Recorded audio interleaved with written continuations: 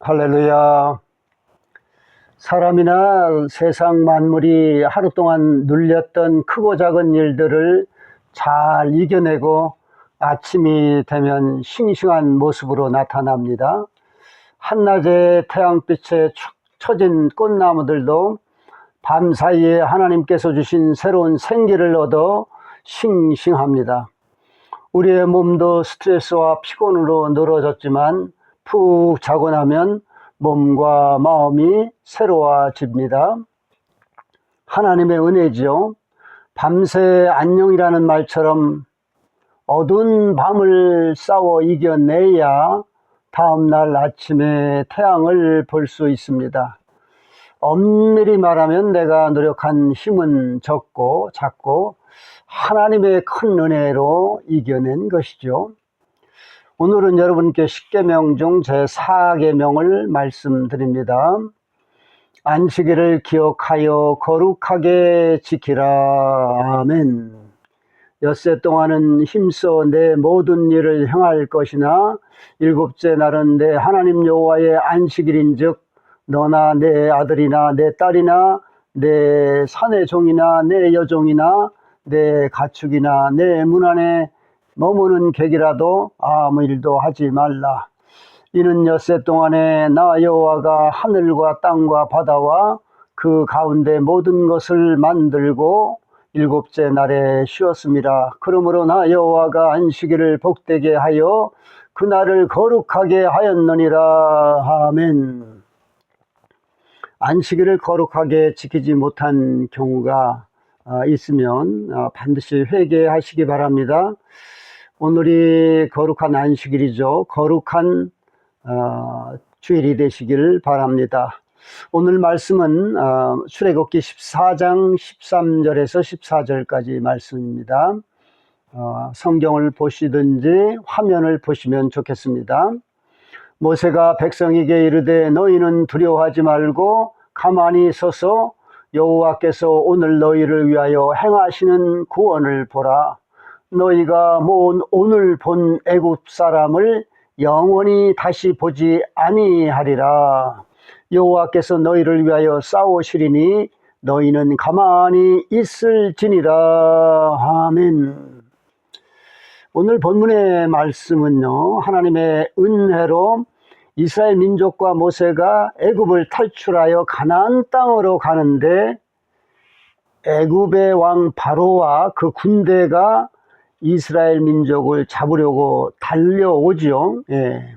그리고 앞에는 홍해가 가로막혀 있는 상황입니다. 그야말로 앞으로나 뒤로 물러설 수 없는 진퇴양난의 상황이죠. 도간에 든 쥐와 같은 상황입니다. 인간의 힘으로는 어떻게 할 수 없는 상황이라고도 할 수 있겠죠. 그런데 우리 믿는 자들은 이 순간이 참 중요하죠. 인간은 육을 가진 존재로서 이런 상황을 만나게 되면 대부분 본능이 목에서 발산하려고 준비를 하고 있습니다. 그래서 12절에 보면 진퇴양난의 상황에서 이스라엘 민족은 애굽의 노예 생활에서 구원하신 하나님, 거친 광야에서 밤에는 불기둥으로 낮에는 구름기둥으로 인도하신 하나님의 은혜와 능력을 믿지 못하고 눈에 보이는 위험한 상황에 집중하여 그들을 이끈 모세에게 이렇게 말합니다. 우리가 애굽에서 그들을 섬기도록 내버려 달라고 하지 않았는가? 애굽 사람들을 섬기는 것이 광야에서 죽는 것보다 낫다라고 모세에게 불평의 말을 합니다. 그리고 오늘 본문 말씀이 이어지는 것이죠.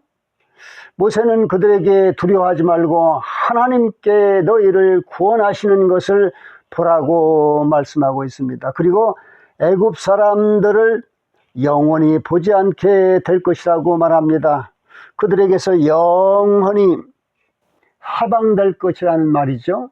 그래서 14절에 보면 모세는 하나님께서 애굽의 군대와 싸울 것이니 가만히 하나님께서 하는 것을 믿고 있으라고 말을 합니다. 죽을 수 있는 지금 급박한 상황에서 이스라엘 민족과 모세가 어떤 태도를 보이는가를 우리는 잘 살펴보아야 할 것입니다. 이스라엘 민족은 지금 눈으로 목격하는 위험한 상황에 집중하는 육의 상태라고 할 수가 있습니다.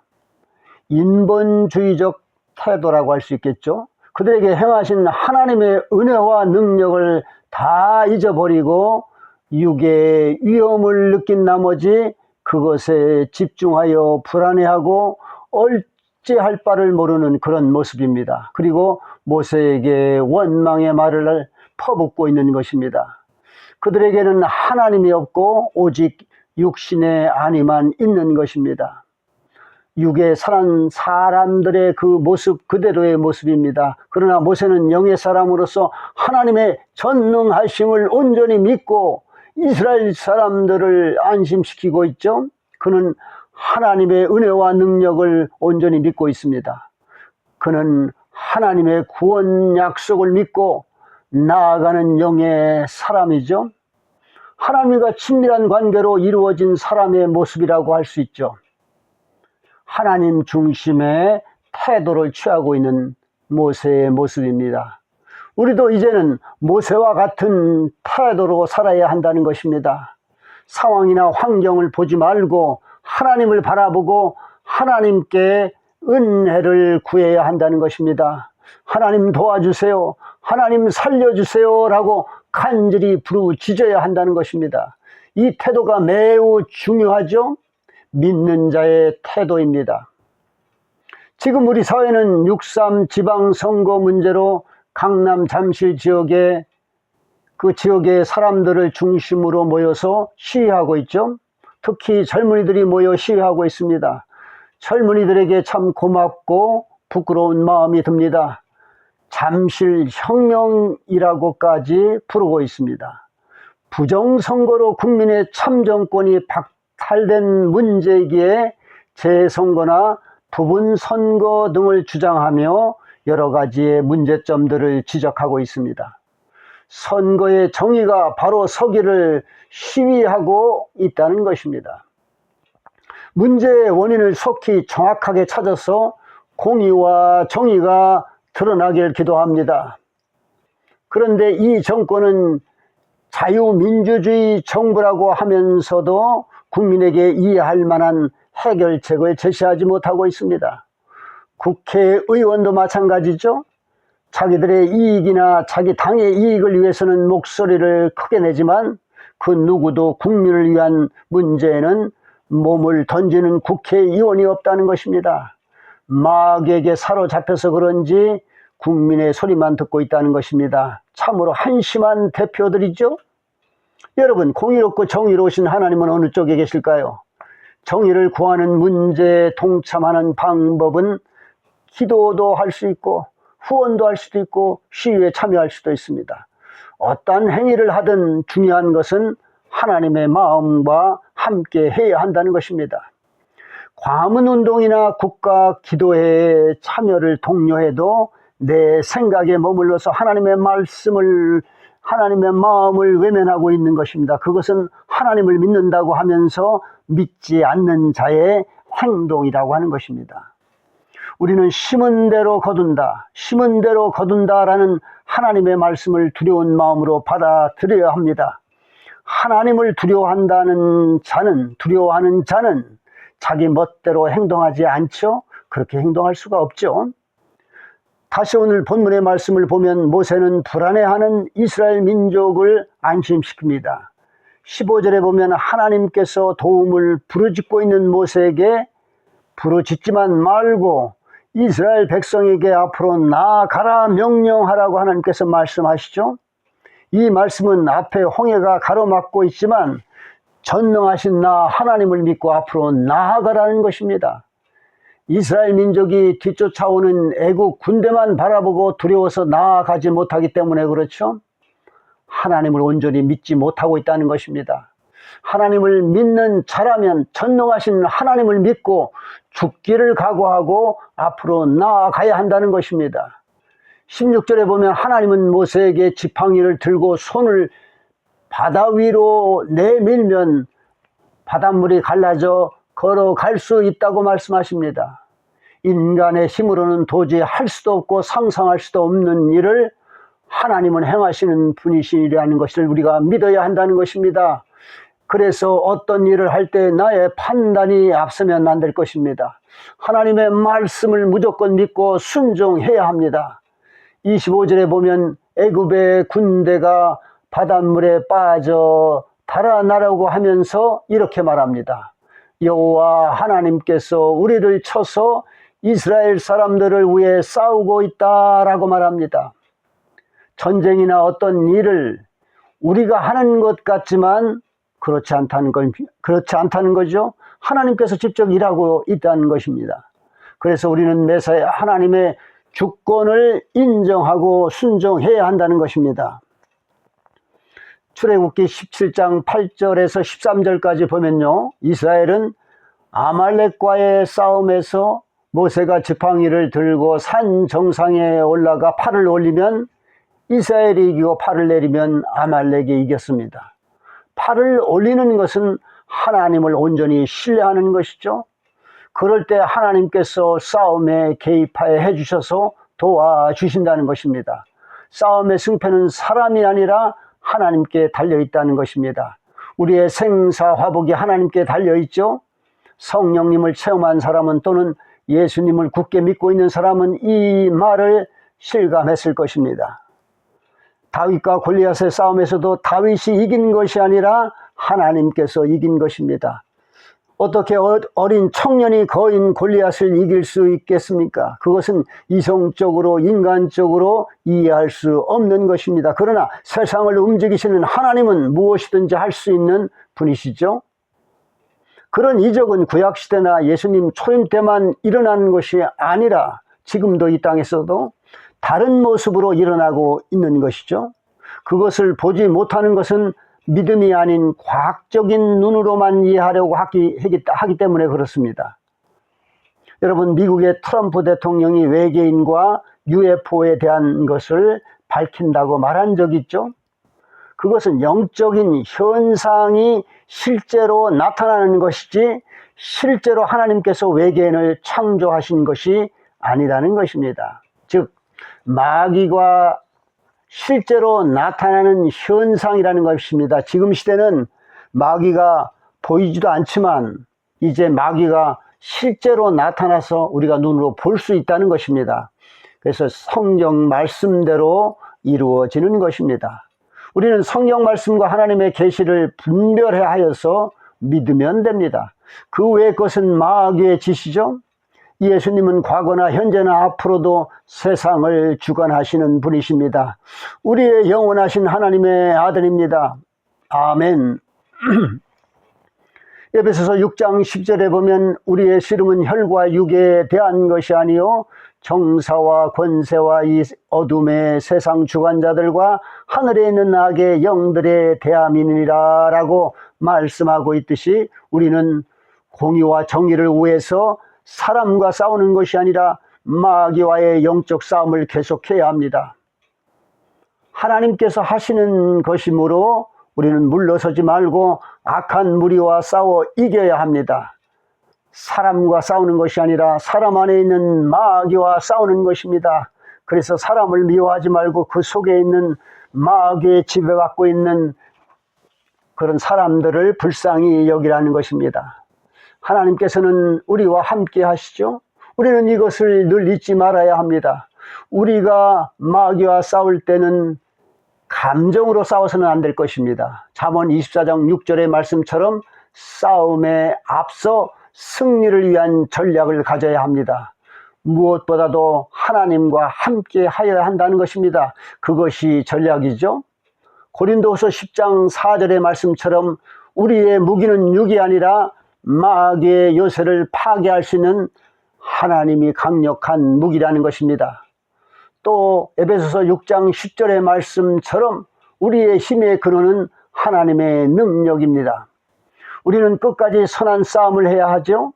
공의와 정의를 내세우며 부정과 타협해서는 안 될 것입니다.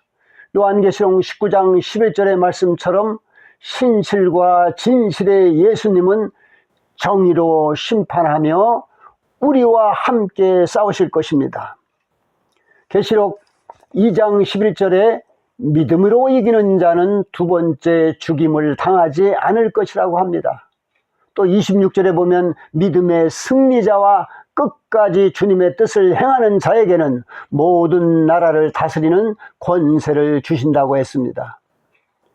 또 계시록 3장 5절에 보면 믿음에서 이긴 자는 흰옷을 입을 것이며 생명책에서 절대로 지워지지 않고 아버지 앞과 천사들 앞에서도 인정받을 것이라고 말씀하십니다. 21절에도 보면 이긴 자는 주님의 보좌에 함께 앉게 될 것이라고 하고 있습니다. 21장 7절에 보면 이긴 자는 생명샘을 받고, 그러니까 생명샘을 마셔서 영원히 산다는 것이죠. 주님의 아들이 된다고 말씀하고 있습니다. 따라서 우리는 믿음의 이긴 자가 되기 위해 힘과 뜻과 정성과 목숨을 다해야 합니다. 이 세상은 시험의 장소여 지나가는 세상이죠. 여러분과 저는 함께 같은 마음으로 예수님을 진실하게 믿고 섬기는 자가 되어 천국에서 영생 복락을 누리시기를 축원합니다. 아멘. 우리가 믿음 생활하면서 하나님의 말씀을 다 믿기 어려운 경우가 발생하죠. 그것은 마귀에게 잡혀 영적 체험을 잘 하지 못했기 때문입니다. 그래서 말씀과 생활이 일치되지 않고 머리로만 믿게 되는 경우가 발생하는 것이죠. 그래서 하나님을 아는 지식이 세상 지식이 아닌 체험적 지식이 되어야 한다는 것입니다. 그것은 말씀을 생활 속에서 실천하여 얻어지는 지식이 되어야 한다는 것이죠. 체험적 지식이 쌓여야 영적 세계를 이해하게 됩니다. 영은 눈에 보이지 않지만, 세상이 알아주지 않지만 세상은 영의 그림자라는 것입니다. 그래서 영에 관심을 두고 그것을 알려고 주님께 가까이 나아가야 합니다. 이를 위해서 말씀을 읽고 암기하고 실천하고 찬송을 부르고 주님을 찾고 부르짖어야 합니다. 이것이 생활의 습관이 되면 이 세상을 점점 깊이 바르게 이해하게 되죠. 세상 지식으로 이해하는 것은 바른 이해가 못 됩니다.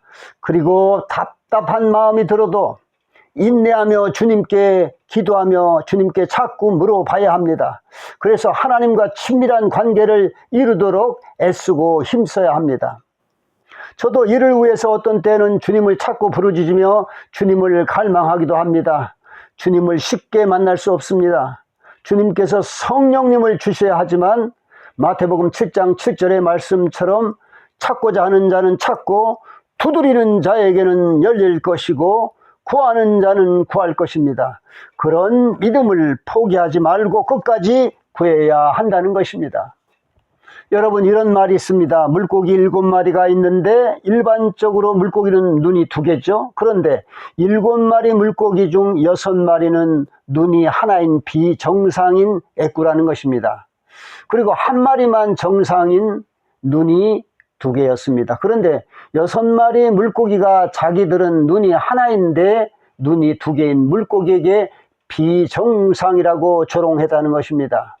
졸지에 다수의 물고기에 의해 정상인 한 마리 물고기가 비정상으로 둔갑한 것입니다. 공산주의자들은 우두머리가 한 마리 무조건 정의가 되고 진리가 됩니다.